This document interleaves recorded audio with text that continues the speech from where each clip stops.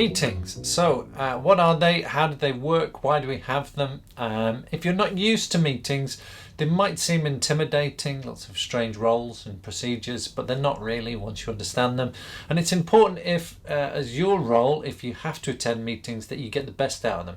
You're able to get your point across and you're able to use them effectively. So let's have a look at how to have effective meetings. Why do we have meetings? Well, the first thing to say is at the time of recording, we're still in the coronavirus pandemic. So not many people are having traditional meetings. I've not been to a meeting for months. But in replacement of that, we have been doing lots of Zoom meetings. So lots of online meetings where you see people's faces on a screen rather than seeing them in a room. But for the purpose of this video, we're going to talk about traditional meetings in the hope that they come back soon. So why do people have meetings? Well, for a number of reasons. Firstly, it's a good way to share information with a group of people. You get them together and you can tell them all at the same time. You can also check progress. If your team has lots of different people working on lots of different things, you can just bring them together and check how's it going, how's our project moving along, are there any issues? Which brings us to another point of why you have meetings, to solve problems. So it's good to get people together, brainstorm, pull things apart and see if you can come up with solutions if there's any obstacles to what you're all trying to achieve. It's also good to resolve conflict. You can do a bit of conflict management, a bit of negotiation. If there seems to be problems within the team, you can bring them together for meetings and try and resolve it that way. And it's a good way, just team building. If you've got lots of people and they're involved in something, but they tend to go off and do their own thing, it can at times feel like they're working on their own. So to come together every so often, it's just good for the team that they get to see and meet and get to know everybody else that they're working alongside, even if they don't do it on a daily basis. How do meetings work? Well, most meetings will have what's called an agenda. An agenda is simply a list of things to be covered in the meeting. They'll also have what's called minutes. Minutes is simply a record of what was said and agreed at the meeting. Now then, we're talking about traditional meetings here. These things can vary. So I have been to meetings where instead of minutes, they've had action plans, but it's essentially the same thing. It's a record of what was said, and it's more importantly a record of what was agreed. The agenda and the minutes are often sent out before the meeting, so everyone has a chance to look at them. And you might also be invited to suggest things for the agenda prior to the meeting. Now, the typical roles you'll get at a meeting include a chair or a chairperson. That is the person in charge of the meeting. They chair the meeting, and it's their job to make sure that the agenda is followed and that it's kept on track and the meeting is effective and works properly and everyone's given a fair crack of the whip. You might get a vice chair who steps in if the chair can't make it. There can also be a secretary who's the sort of admin behind the scenes. They might type up the minutes. They might take the minutes on the day. They might do all the sort of administrative roles behind the scenes that make everything work. They might actually arrange and organise the meeting themselves. You might also get a treasurer. Treasurers are basically in charge of the cash, the money. So they'll do financial reports, etc. And then you go into the realms of everybody else, which come under the heading of subgroup representation. Now that's a fancy term, but all it really means is the other people in the meeting are representing themselves or a group or an interest or an issue. And they're there, they've been invited because they represent something important to the meeting. It might just be that they're team members, but that's fine. They're still important aspects of that meeting. Now the format of the meeting goes like this. Before the meeting, you're usually sent a copy of the agenda and the minutes, as I mentioned before. And then when you get to the meeting, usually the first thing that happens is there's introductions, there's welcome, there might even be tea and biscuits, you never know. But formally, we start the meeting with the minutes from the previous meeting. So the chair will ask if people agree them. So you will be expected, if you've been sent them, to have read them. And if you attended the previous meeting, you get the chance to say whether you agree with them, that they are a representation, a fair summary of what was discussed and agreed, or if you disagree with them. Most of the time people agree them. Then the chair will take you through the points on the agenda, giving time and space for everyone to discuss those thoroughly. By the time you get to the end, then it might have, if they've got time, something called AOB, which stands for any other business. And basically that is, does anyone want to raise something that isn't on the agenda, if there is time? Again, this might not be called that. Sometimes I've been at meetings where they've had what's called park-it boards, which is simply a board or a flip chart or a piece of paper where you can just write things down that if there is time at the end you'd like to discuss. So that's essentially the roles and the format of most meetings. But again, as I said earlier, it can be flexible. It can be changed around a bit, especially now as we're doing more and more of these things online, more online meetings. You find they tend to be a bit more relaxed. But it's important you understand how they work. Things to consider when organising a meeting. Essentially, there are three key things you need to think about if you've been given the job of organising the actual meeting. The first thing is, who are you going to invite? Now, it might be obvious. If it's a team meeting, then it's the team. But it might be less obvious if you're talking about an issue or something a bit more complex. So have put some thought into that.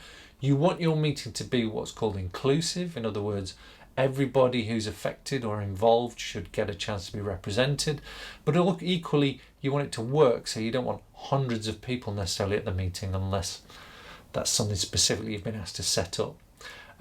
Once you've worked out who to invite, the next thing is the venue, or where are you going to hold your meeting.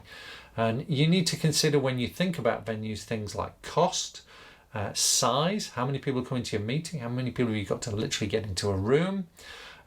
Location, is it accessible?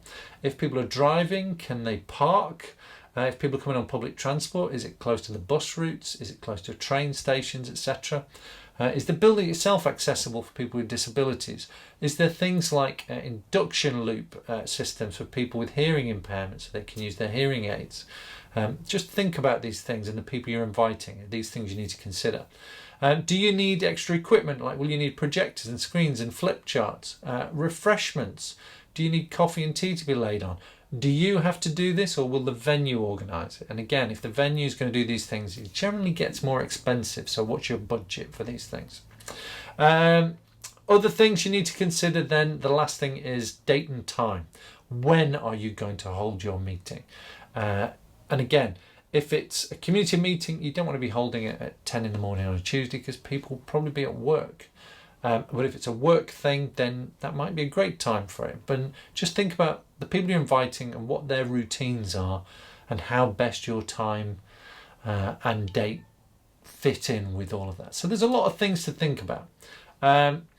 Also, just if you are dealing with people coming from great distances, do you have to have a meeting? Could you do it remotely? Could you do it online? But if you are going to get them all together into a room, just think about where exactly you're going to book your venue. There's a lot of little local knowledge that can help you with that sometimes. Local knowledge can tell you, don't put it in that building or don't put it in this place. No one will come if you do it there. You better do it here at this time. So ask people involved who've been around for a bit longer than you, who've got a bit more experience, what their recommendations are. Dealing with personalities. Now then, people are wonderful, unique, endlessly surprising things, and in a meeting that can be a great thing or it can be a less than great thing. And when I say dealing with personalities, that doesn't mean you're trying to manipulate or control, mind control or anything like that. All we're trying to talk about is keeping the meeting on track so it does what it needs to do. Now then, there is a huge array of personality types that you could get at a meeting, and we haven't got time in this short video to go through them all, so I'm going to keep this very simple. The first thing to say is, whatever you do when you're dealing with the people at a meeting, it's important we treat everybody with respect. It's important we encourage everyone to be involved, because that really improves the effectiveness of our meeting. The second thing to say, if you're a bit concerned about this and you're new to meetings, is don't worry, because it's probably not going to be your problem. It will be the chair's problem. And this is why meetings need a good chair to keep a grip of the meeting and get through the agenda. So generally I'm going to talk about two things here, two or three things. Firstly, you can get big personalities or even aggressive personalities who will be quite larger than life, have their own agenda we talk about, and they can dominate a meeting if you're not careful. They can make other people feel intimidated, and it can make people who are less confident really reluctant to say anything because they're up against this big show, if you like, this big personality. So it's important that the chairs recognise that. Direct confrontation is rarely a good idea. Occasionally you have to do it, but more often than not, a bit of coaxing, a bit of flattery, a bit of kind of give and take is a better approach. But it's important, if someone is starting to really dominate the meeting, that the chair steps in and sort of says, thank you very much for that. That's a really important point, but we've got limited time, so I just want to open this up so if other people have anything they want to say. Something like that. Use your own words, but you need to give that meeting space to breathe. It's not just one man show or a one person show. At the other end of the scale, you might get passive people who do very little. Some people don't say a lot, but when it comes down to it, they've been thinking, they get involved and they'll say something at the crucial point. That's fine. We don't mind quiet people as long as they're involved. Other people though, and I've seen this, turn up for the buffet. They turn up to, eat the cake, eat the sandwiches, and then they go, and they're not really interested in the meeting. Now, it might be they just lack confidence, in which case we're going to try and open the door for that. We're going to give them a bit of space. We're going to coax them and try and encourage them to get involved. But if they genuinely don't want to say anything or get involved, you might have to ask yourself, why are they here? Is there somebody else who would better represent that group or that person? Or is there something we need to do to try and get them involved? Okay, so the last thing probably to say about personalities is to talk about emotion in general. Often if the discussion is quite heated, the emotion rises. It's a good thing for the chair to be able to bring that down a little bit. It's okay for people to have heated discussions, but within limits. We don't want it to kick off, as we say in Manchester.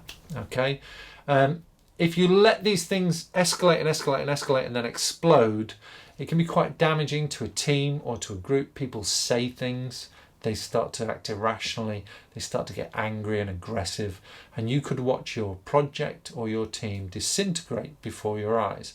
So if you feel you can't slow this down and the tension's rising and you can't, for your best efforts, stop it, then stop the meeting. Just say, I think we need to stop this now, go away, and in a couple of days or a week's time or so, we'll come back and we'll try again. It's far better to stop the meeting than it is to stop the team or stop the project because everyone exploded. So there you have it, a lightning fast tour of effective meetings. I hope that was of interest to you. Again, during this coronavirus pandemic, I've not been to any traditional meetings for a long time. Most of them have been done online, on screens. But hopefully we will get back to normal at some point. And it's a good thing to know. It's a good thing to know how meetings work, what the roles are, what the procedures are, and how they can be effective. And it's important for you, if you're going to be involved in them, that you can go into these things and get what you need out of those meetings. You can solve problems, you can communicate with people, you can pick up information for yourself, all the things we said at the start. So hopefully you feel a bit better if you do have to go to a meeting and you're not used to them. Don't be intimidated. Most of the time everyone's really, really friendly and welcoming and interested in what you've got to say. So enjoy them. And sometimes there's really nice biscuits as well. So knock yourself out. So until next time, take care, stay safe, and goodbye.